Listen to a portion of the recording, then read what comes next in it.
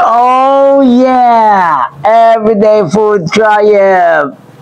Kailangan pa bang magkasakit?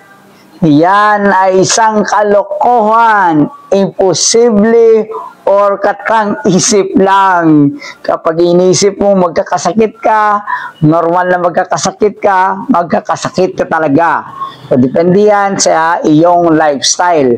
Maraming paraan yan, pero isa dyan is pagkain. Top 5 yan sa mga diskarte or mga biohacking na gagawin pagkain.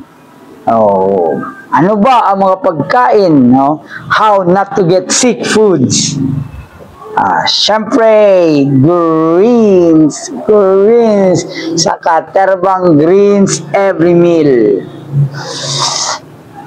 Sabaw, green siya, lettuce, with okra, with latoy, string beans, with malunggay. Siyempre, meron siyang kamatis. Ito naman, pakbit, additional greens. Meron pa rin latoy, saka okra.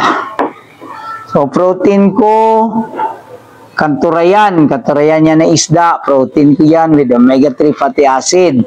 So, malaking tulong ng fatty acid, omega-3 sa atin. So, explain ko yan sa other video. Matang baka paksiw, protein, zinc, omega-3 with probiotics dulot ng native vinegar. Sukang native. Siyempre, ang bigay ni paring Pipis. Ewan ko, parang masama ito, pero siguro hindi naman isa itong ibon, adobong ibon. Ibong Adarna. Adobo. 1 million cups of rice. And still pa rin, as usual, walang pagbabago. I don't drink water. I hate water. Hindi ako umiinom ng tubig after kumain. Yeah, food trial.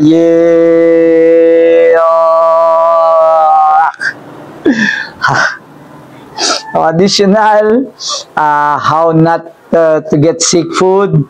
Isa din itong first meal of the day ko. Ito ang pagkain na i-break ko aking fast. Breakfast, first meal, at itong kinain ko ngayon lang ko kakain. Wala akong kinain kanina, Crazy Old Man Coffee lang. Paki-comment lang dyan kung anong Crazy Old Man Coffee, kasi hanggang ngayon hindi talaga ako pag inigutom. Or I have to eat because I have to maintain my weight. Now, my weight is 65 kilos right now.